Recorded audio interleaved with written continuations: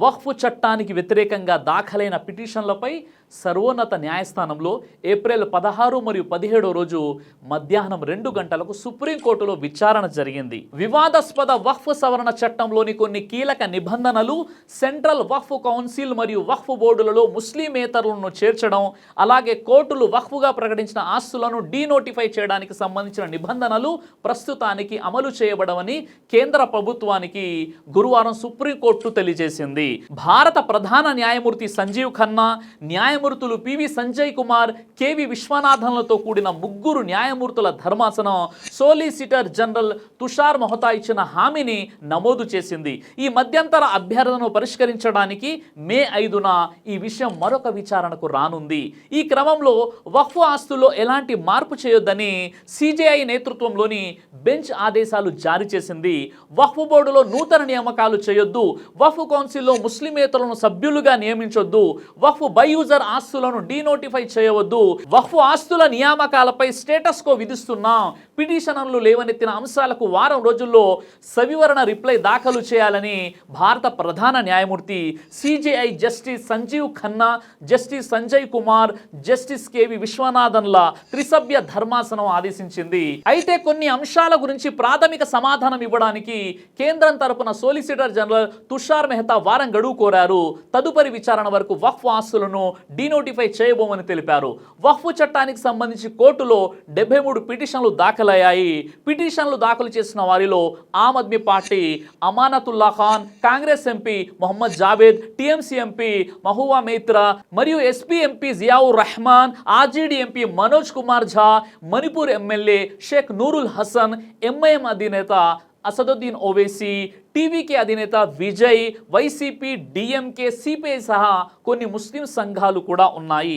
వాటిలో 10 పిటిషన్లను ఏప్రిల్ 16న భారత ప్రధాన న్యాయమూర్తి జస్టిస్ సంజీవ్ ఖన్నా నేతృత్వంలోని justice Sanjay Kumar, justice K V విశ్వనాథన్లతో కూడిన 3 సభ్యుల ధర్మాసనం వాటిని విచారించింది. పిటిషనర్ల తరపున సీనియర్ న్యాయవాది కపిల్ సిబాల్ వాదనలు వినిపించారు. మతపరమైన హక్కులను, మతం మరియు ప్రభుత్వం మధ్య విభజనను ప్రభావితం చేసే ఈ కేసు ఈ రోజు కూడా కొనసాగుతుంది. సుప్రీంకోర్టు ఇంకా తుది నిర్ణయం ఇవ్వలేదు, కానీ అన్ని వైపులా న్యాయమైన సమతుల్యతను కొనసాగిస్తూ రాజ్యాంగాన్ని రక్షించాలని కోరుకుంటున్నట్లు తెలిపింది. వక్ఫ్ చట్టంలో సవరించిన 3ంటిని యథాతథ స్థితిలో ఉంచాలని సుప్రీంకోర్టు సూచించింది. అవేమిటంటే, 1, కేసు విచారణ నేపథ్యంలో కోర్టు వక్ఫ్ ప్రకటించిన ఆస్తులను డీనోటిఫై చేయకూడదు. వక్ఫ్ బై యూజర్ అయినా వక్ఫ్ బై డీడ్ అయినా సరే వాటిని డీనోటిఫై చేయవద్దు. 2, వక్ఫ్ భూమా ప్రభుత్వ భూమా అనే అంశంపై కలెక్టర్ విచారణ జరుపుతున్నప్పుడు దానికి వక్ఫ్ సవరణ చట్టంలోని నిబంధనలను అమలు చేయవద్దు. ఇక 3వది, వక్ఫ్ బోర్డు, సెంట్రల్ వక్ఫ్ కౌన్సిల్లో ఎక్స్ అఫీషియో సభ్యుల మినహా మిగిలిన వారంతా తప్పనిసరిగా ముస్లింలు మాత్రమే సభ్యులుగా ఉండాలి. ఈ 3ంటికి సంబంధించి సుప్రీంకోర్టు ప్రస్తుతానికి అధికారిక నోటీసు జారీ చేయలేదు. ఏప్రిల్ 17న మధ్యాహ్నం 2 గంటల ప్రాంతంలో పిటిషన్లపై విచారణను తిరిగి ప్రారంభిస్తామని తెలిపింది. అయితే వక్ఫ్ సవరణ చట్టంలోని ఈ 3 అంశాలపై మధ్యంతర ఉత్తర్వులు ఇచ్చే దిశగా సానుకూలత వ్యక్తం చేసిన బెంచ్ ఈ మేరకు కేంద్ర ప్రభుత్వానికి కీలక ప్రతిపాదనలు చేసింది. సాధారణంగా ఇలాంటి మధ్యంతర ఉత్తర్వులను మేము జారీ చేయం, కానీ దీనిని వేరుగా చూడాలి. ఈ కేసులో హియరింగ్ 6 నుంచి 8 నెలల వరకు కొనసాగే అవకాశం ఉందని బెంచ్ తెలిపింది. అటు ఈ కేసులో మధ్యంతర ఉత్తర్వులు ఇవ్వడాన్ని కేంద్ర ప్రభుత్వం వ్యతిరేకించింది. ఉత్తర్వులు ఇచ్చే ముందు తమ వాదనను వినాలని కోరింది. ఆల్రెడీ కేవియట్ పిటిషన్ దాఖలు చేసి ఉంది. మరో అరగంట సమయం ఇస్తామని బెంచ్ చెప్పగా మరింత సమయం కావాలని కేంద్రం కోరింది. దీంతో కేసులో మధ్యంతర ఉత్తర్వులను ఆఖరి నిమిషంలో విరమించుకున్న బెంచ్ తదుపరి విచారణను ఏప్రిల్ 17కు వాయిదా వేసింది. అయితే ఏప్రిల్ 16న జరిగిన విచారణలో సుప్రీంకోర్టు వక్ఫ్ చట్ట రూపాన్ని ఆర్టికల్ 26 నిరోధించిందని, ఆ రాజ్యాంగ నిబంధన సార్వత్రికమైందని ధర్మాసనం వ్యాఖ్యానించింది. అందరికీ వర్తించే ఈ నిబంధన లౌకికమైన స్వభావాన్ని కలిగి ఉందని స్పష్టం చేసింది. కేంద్రానికి కూడా సుప్రీంకోర్టు ప్రశ్నించింది. 100 ఏళ్ల నాటి ఆస్తులకు పత్రాలు ఎక్కడి నుంచి వస్తాయి అని ప్రశ్నించింది. వక్ఫ్ చట్టాన్ని నిషేధించాలని జరుగుతున్న ఆందోళనలపై సుప్రీం స్పందించింది. ఆందోళనల్లో చోటు చేసుకున్న హింస బాధాకరమని చెప్పింది.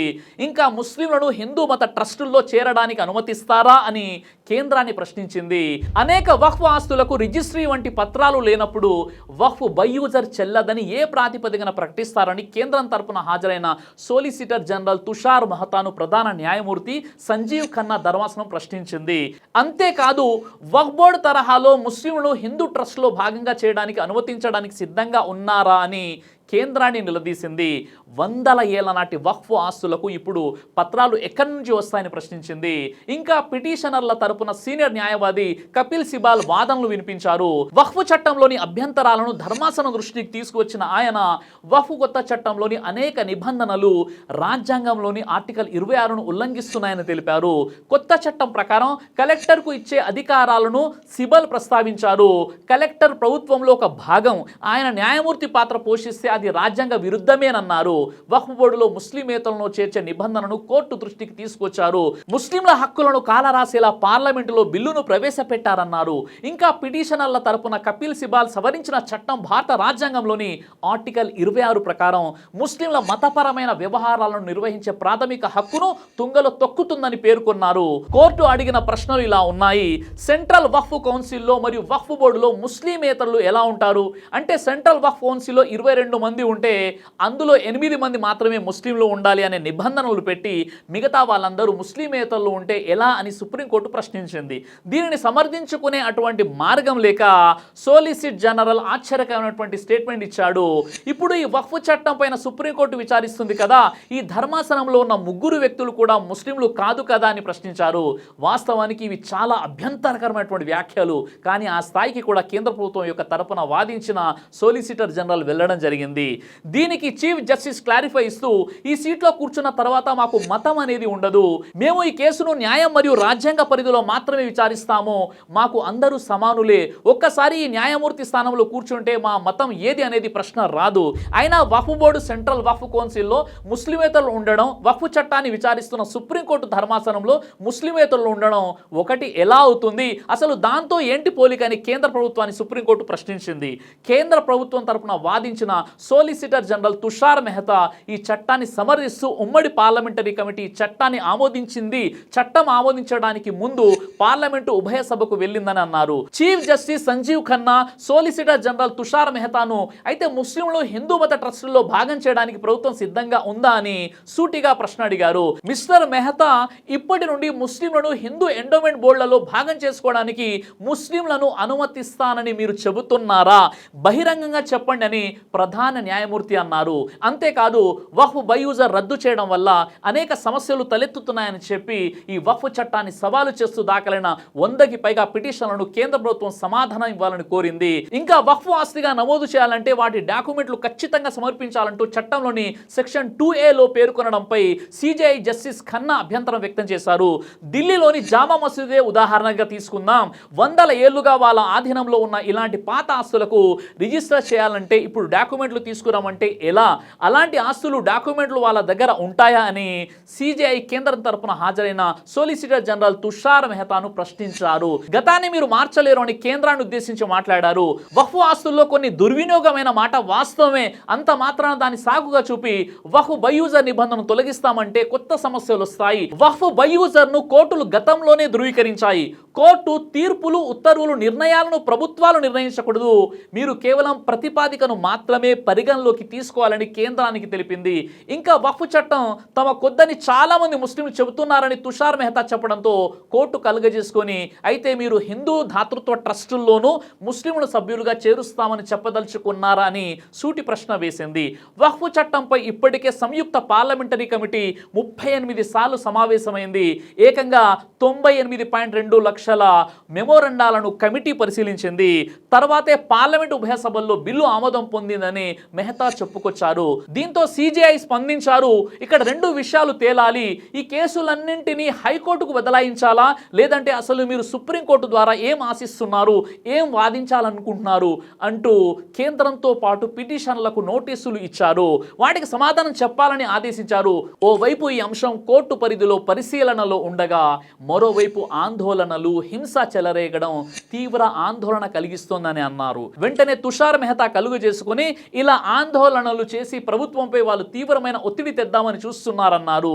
ఎవరిపై ఒత్తిడి తెస్తున్నారు మాకైతే అర్థం కావట్లేదని సిబాల్ బదులిచ్చారు. వక్ఫ్ చట్టానికి వ్యతిరేకంగా జరుగుతున్న ఆందోళనలో హింసాత్మక ఘటనలు చోటు చేసుకోవడం బాధాకరమని, హింసాత్మక ఘటనలు తమను తీవ్రంగా బాధించాయని సుప్రీంకోర్టు పేర్కొంది. ఏదైనప్పటికీ న్యాయస్థానంపై నమ్మకం ఉంది. రాజ్యాంగంలోని ఆర్టికల్ 25, ఆర్టికల్ 26, ఆర్టికల్ 14 ముస్లింలకు, మైనారిటీలకు న్యాయం చేస్తారని న్యాయ వ్యవస్థపై ఎంతో నమ్మకం పెట్టుకుని ముస్లింలు తమ శాంతియుత నిరసనలు తెలియజేస్తున్నారు. భారతదేశ ముస్లింలకు న్యాయస్థానంపై నమ్మకం ఉంది. తమకు ఖచ్చితంగా న్యాయం జరుగుతుందని భారతదేశ ముస్లింలు ఆశిస్తున్నారు. దైవం మనందరికీ కూడా న్యాయం వైపు నిలబడి సత్యం మాట్లాడే సద్బుద్ధిని ప్రసాదించుగాక. ఆమీన్. జజాకల్లాహు ఖైర్. దైవ ప్రవక్త ముహమ్మద్ సల్లల్లాహు అలైహి వసల్లం వారు తెలియజేశారు, కడుపుకు సంబంధించినటువంటి అన్ని రకాల వ్యాధులకు అద్భుతమైనటువంటి ఔషధం తల్బీనా. ఇది దైవ ప్రవక్త వారి సున్నత్. మంచి ఆహారం, ఇమ్యూనిటీ బూస్టర్, ఇందులో షిఫా ఉంది. ఇది మంచి ఔషధంగా కూడా పనిచేస్తుంది. కాబట్టి పిల్లలు అయినా పెద్దలు అయినా ఎవరైనా దీనిని ఉపయోగించవచ్చు. అలాగే ఖురాన్లో దైవం తెలియజేశాడు, తేనెలో మీకు స్వస్థత ఉంది అని. కాబట్టి స్వచ్ఛమైనటువంటి ఫారెస్ట్ హనీ కోసం మీరు సంప్రదించండి. అలాగే పురుషుల కోసం ప్రత్యేకంగా తయారు చేయబడినటువంటి షాహీ హల్వా, ఇది లైంగిక సమస్యలను దూరం చేసి శృంగార సామర్థ్యాన్ని పెంచుతుంది. మీ దాంపత్య జీవితంలో మంచి అనుభూతినిస్తుంది. ఇందులో ఎలాంటి సైడ్ ఎఫెక్ట్స్ లేవు. ఇది కంప్లీట్గా హెర్బల్ ప్రొడక్ట్స్తో తయారు చేయబడినటువంటిది. కాబట్టి స్క్రీన్పై కనిపిస్తున్నటువంటి ఈ నెంబర్స్కి కాల్ చేసి మీరు ఇప్పుడే ఈ ప్రొడక్ట్స్ని ఆర్డర్ చేసుకోవచ్చు. కొరియర్ ఫెసిలిటీ కూడా ఉంది. ఆలస్యం ఎందుకు, వెంటనే ఆర్డర్ చేయండి.